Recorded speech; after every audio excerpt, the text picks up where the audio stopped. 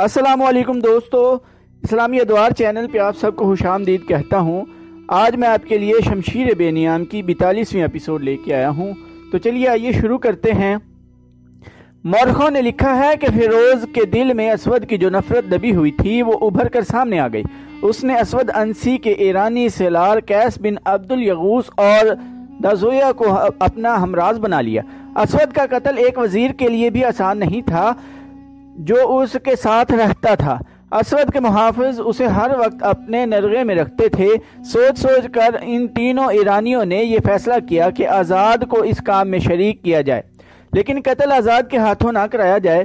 آزاد تک رسائی آسان نہیں تھی۔ اسود کو شک ہو گیا تھا کہ تینوں ایرانی اسے دل سے پسند نہیں کرتے۔ اس نے ان پر بھروسہ کم کر دیا تھا۔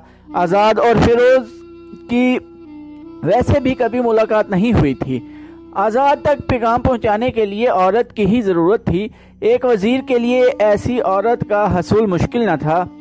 فیروز نے محل کی ایک ادھیڑ عمر عورت کو اپنے پاس بلایا، وہ بھی مسلمان تھی۔ فیروز نے اسے کہا کہ وہ اسے اپنے گھر میں رکھنا چاہتا ہے، اگر وہ پسند کرے تو وہ اسے اپنے ہاں لا سکتا ہے۔ فیروز نے اسے کچھ لالچ دیا۔ ایک یہ تھا کہ اس سے اتنا زیادہ کام نہیں لیا جائے گا جتنا اب لیا جاتا ہے۔ وہ عورت مان گئی۔ فیروز نے اسی روز اسے اپنے ہاں بلا لیا۔ ایک روز آزاد اکیلی بیٹھی تھی۔ وہ ہر وقت جلتی اور کرڑتی رہتی تھی۔ اسے کوئی راہ فرار نظر نہیں آتی تھی۔ اس کیفیت میں فیروز کی وہی خادمہ اس کے پاس آئی۔ میں کسی کام کے بہانے آئی ہوں، خادمہ نے کہا، لیکن میں آئی دراصل تیرے پاس ہوں۔ کیا تو اپنے چچا زاد بھائی سے کبھی ملی ہے جو رحمان الیمن کا وزیر ہے؟ کیا تو جاسوسی کرنے آئی ہے؟ آزاد نے غصیلی آواز میں کہا۔ نہیں، خادمہ نے کہا، مجھ پر یہ شک نہ کر کہ میں اس جھوٹے نبی کی مخبر ہوں۔ میرے دل میں بھی اسود کی اتنی ہی نفرت ہے جتنی تیرے دل میں ہے۔ میں نہیں سمجھ سکی کہ تو میرے پاس کیوں آئی ہے، آزاد نے کہا۔ فیروز وزیر نے بھیجا ہے، خادمہ نے کہا۔ میں فیروز کا نام بھی نہیں سننا چاہتی، آزاد نے کہا۔ اگر اس میں غیرت ہوتی تو وہ اس شخص کا وزیر نہ بنتا جس نے اس کی چچا زاد بہن کو بیوہ کیا اور اسے جبراً اپنی بیوی بنا لیا ہے۔ آزاد شاہی خاندان کی عورت تھی۔ وہ ان لونڈیوں اور باندیوں کو اچھی طرح سمجھتی تھی۔ اس نے اندازہ کر لیا کہ یہ عورت مخبری کرنے نہیں آئی۔ اس نے خادمہ سے پوچھا کہ فیروز نے اس کے لیے کیا پیغام بھیجا ہے۔ خادمہ نے بتایا کہ وہ اسے صرف ملنا چاہتا ہے۔ آزاد نے اسے ایک جگہ بتا کر کہا کہ فیروز وہاں رات کو آ جائے، لیکن ہمارے درمیان ایک دیوار حائل ہوگی، آزاد نے کہا۔ اس میں ایک جگہ ایک دریچہ ہے جس میں سلاخیں لگی ہوئی ہیں۔ فیروز سلاخوں کی دوسری طرف کھڑا ہو کر بات کر سکتا ہے۔ خادمہ نے آزاد کا پیغام فیروز کو دے دیا۔ اسی رات فیروز محل کے ارد گرد کھڑی دیوار کے اس مقام تک پہنچ گیا جہاں سلاخوں والا چھوٹا سا دریچہ تھا۔ آزاد اس کے انتظار میں کھڑی تھی۔ تیری خادمہ پر مجھے اعتبار آ گیا ہے، آزاد نے کہا۔ تجھ پر میں کیسے اعتبار کروں؟ میں نہیں مانوں گی کہ تو مجھے اس وحشی سے آزاد کرانے کی سوچ رہا ہے۔ کیا تو اسی وحشی کے ساتھ خوش ہے؟ فیروز نے پوچھا۔ اس سے زیادہ قابل نفرت آدمی میں نے کوئی اور نہیں دیکھا، آزاد نے کہا۔ تیرا یہاں زیادہ دیر کھڑے رہنا ٹھیک نہیں۔ فوراً بتا تجھے اتنے عرصے بعد میرا کیوں خیال آیا ہے؟ کیا اس وقت اسود کے ادھر آ نکلنے کا خطرہ ہے؟ فیروز نے پوچھا۔ یا ابھی وہ تمہیں نہیں، آزاد نے کہا۔ پہرہ داروں کا خطرہ ہے۔ اسود اس وقت شراب کے نشے میں بے سود پڑا ہے، اس کے پاس عورتوں کی کمی نہیں۔ میں صرف تجھے نہیں پورے یمن کو آزاد کراؤں گا، فیروز نے کہا، لیکن تیری مدد کے بغیر میں کامیاب نہیں ہو سکتا۔ مجھے بتا فیروز، آزاد نے پوچھا، میں کیا کر سکتی ہوں؟ کسی رات مجھے اسود تک پہنچا دے، فیروز نے کہا۔ اگلے روز وہاں سے اس کی لاش اٹھائی جائے گی۔ کیا تو یہ کام کر سکتی ہے؟ کل رات اس وقت کے کچھ بعد اس دیوار کے باہر اس جگہ آ جانا جو میں تمہیں بتاؤں گی، آزاد نے کہا۔ میرا کمرہ اس دیوار کے بالکل ساتھ ہے۔ تم دیوار کسی اور طریقے سے پھلانگ نہیں سکو گے۔ کمند پھینکنی پڑے گی، رسہ لیتے آنا۔ اسے دیوار کے اوپر سے اندر کو پھینکنا، میں اسے کہیں باندھ دوں گی، تم رسے سے اوپر آ جانا۔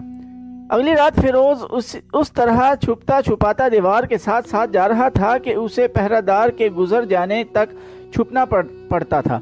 وہ اس جگہ پہنچ گیا جو اسے آزاد نے بتائی تھی۔ اس نے دیوار پر رسا پھینکا جس کا اگلا سرا دوسری طرف نیچے تک چلا گیا۔ آزاد موجود تھی۔ اس نے رسا پکڑ لیا اور کہیں باندھ دیا۔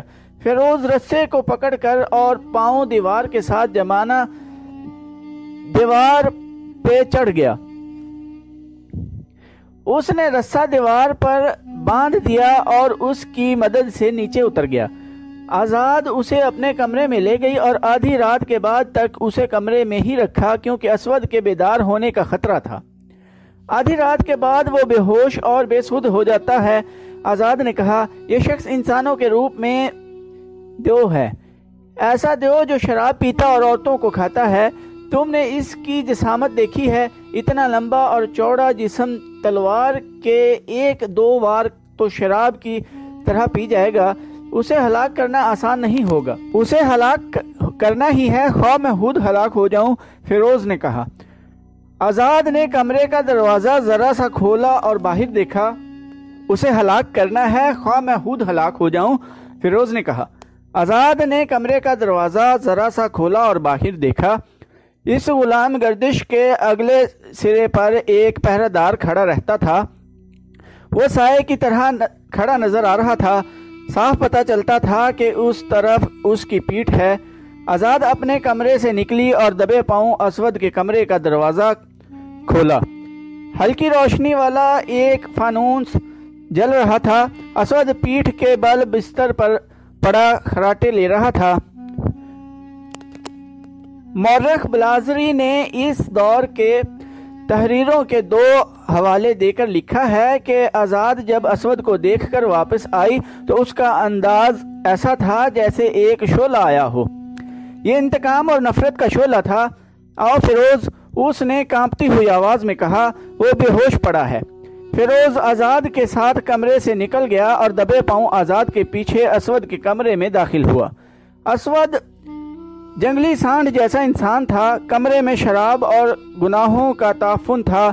نہ جانے ایسے کیوں ہوا، اسود بیدار ہو گیا۔ اپنے وزیر اور اپنی حسین ایرانی بیوی کو دیکھ کر وہ اٹھ بیٹھا۔ مورخوں نے لکھا ہے کہ آزاد کو وہ قابل اعتماد سمجھتا تھا۔ فیروز کو دیکھ کر اسے کچھ شک ہوا ہوگا۔ اس وقت کیا مصیبت آ گئی ہے؟ اسود نے نشے سے لڑکھڑاتی ہوئی آواز میں پوچھا۔ فیروز نے ایک لمحہ ضائع نہ کیا، تلوار کھینچی اور پوری طاقت سے اسود کی گردن پر وار کیا۔ اسود نے گردن بچا لی اور تلوار اس کے ننگے سر پر پڑی۔ اسود کے منہ سے چیخ نما آوازیں نکلیں اور بستر سے لڑھک کر دوسری طرف گرا۔ غلام گردش میں دوڑتے قدموں کی دھمک سنائی دی۔ آزاد تیزی سے باہر نکلی اور دروازہ بند کر دیا۔ پہرہ دار دوڑا آ رہا تھا۔ آزاد نے تیزی سے آگے بڑھ کر پہرہ دار کو روک لیا۔ کمرے سے اسود کی ہلکی ہلکی آوازیں آ رہی تھیں۔ واپس اپنی جگہ چلے جاؤ، آزاد نے پہرہ دار کو تحکمانہ لہجے میں کہا۔ رحمان الیمن کے پاس فرشتہ آیا ہوا ہے، وہی نازل ہو رہی ہے، جاؤ، ادھر نہ آنا۔ مورخ بلازری نے لکھا ہے کہ پہرہ دار نے احترام سے سر جھکا لیا اور چلا گیا۔ آزاد اندر آئی تو دیکھا کہ اسود فرش سے اٹھ کر بستر پر گر رہا ہے اور فیروز دوسرے وار کے لیے آگے بڑھ رہا ہے۔ اسود بستر پر گر پڑا۔ اس کا سر پلنگ کے بازو پر تھا اور سانڈوں کی طرح ڈکار رہا تھا۔ تم اسے مار نہیں سکو گے فیروز، آزاد نے آگے بڑھ کر کہا، اور اسود کے بال جو لمبے تھے ہاتھوں سے پکڑ کر نیچے کو کھینچے اور وہ خود فرش پر بیٹھ گئی۔ اب فیروز گردن کاٹ دو۔ فیروز نے ایک ہی وار سے اسود کی گردن صاف کاٹ کر سر جسم سے الگ کر دیا۔ فیروز کے ساتھیوں قیس عبدالیغوث اور دزویہ کو معلوم تھا کہ آج رات کیا ہونے والا ہے۔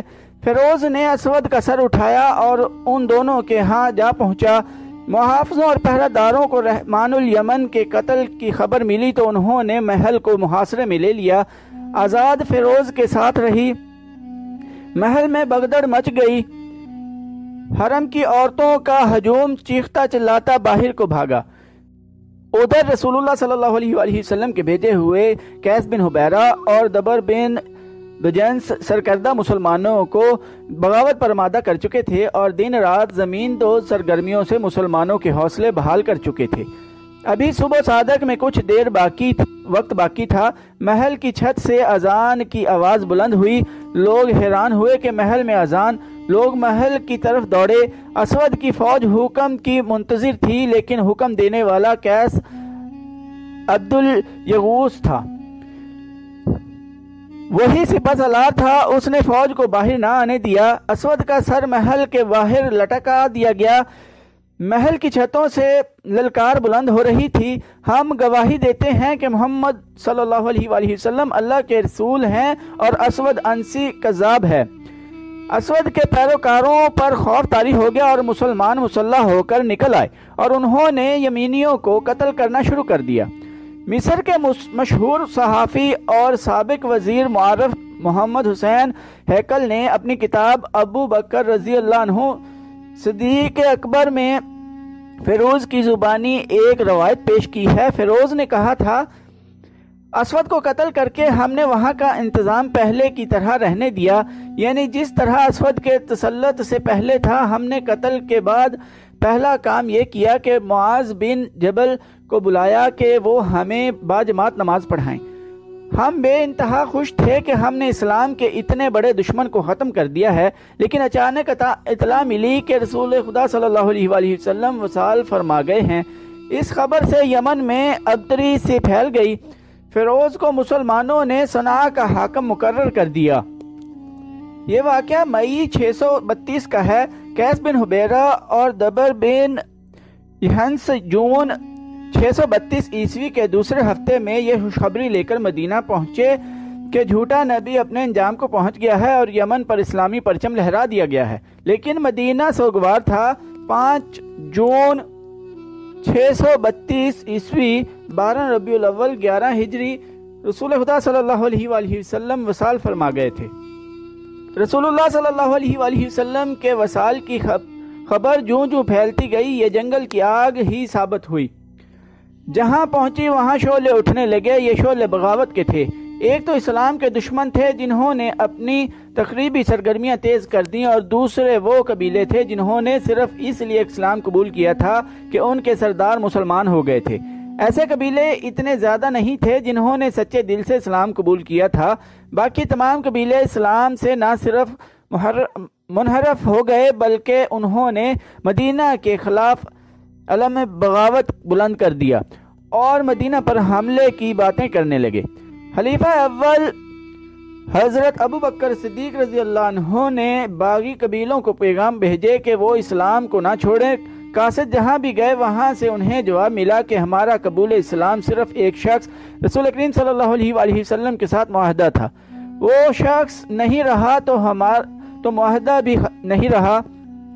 اب ہم آزاد ہیں اور ہم اپنا راستہ اختیار کریں گے۔ تیسرا اور سب سے زیادہ خطرناک فتنہ مرتدین کا تھا۔ رسول کریم صلی اللہ علیہ وآلہ وسلم کی زندگی میں ہی نبوت کے جھوٹے دعوے دار پیدا ہو گئے تھے۔ ان کی پشت پناہی رومی، ایرانی اور یہودی کر رہے تھے۔ ان جھوٹے نبیوں میں ایک خوبی مشترک تھی، وہ شعبدہ باز اور جادوگر تھے۔ شعبدہ بازی اور جادوگری میں یہودی ماہر تھے۔ اسود انسی کا ذکر ہو چکا ہے، وہ بھی شعبدہ باز تھا۔ نبوت کے دوسرے 2 دعوے دار طلحہ اور مسلمہ تھے۔ مسلمہ خاص طور پر شعبدہ بازی میں مہارت رکھتا تھا۔ ایسے شعبدے پہلے کوئی نہ دکھا سکا تھا۔ مثلا وہ پرندے کے پر اس کے جسم سے الگ کر کے دکھاتا، پھر پرندے اور پروں کو اکٹھے ہاتھوں میں لے کر اوپر پھینکتا تو پر پرندے کے ساتھ ہوتے اور پرندہ اڑ جاتا تھا۔ مسلمہ بدصورت انسان تھا، اس کے چہرے پر ایسا تاثر تھا جیسے یہ انسان کا نہیں حیوان کا چہرہ ہو۔ خد و حال بھی حیوانوں جیسے تھے۔ اس کا قد چھوٹا تھا، چہرے کا رنگ زرد تھا، لیکن اس کے جسم میں غیر معمولی طاقت تھی۔ اس کی آنکھیں غیر قدرتی طور پر چھوٹی اور ناک چپٹی تھی۔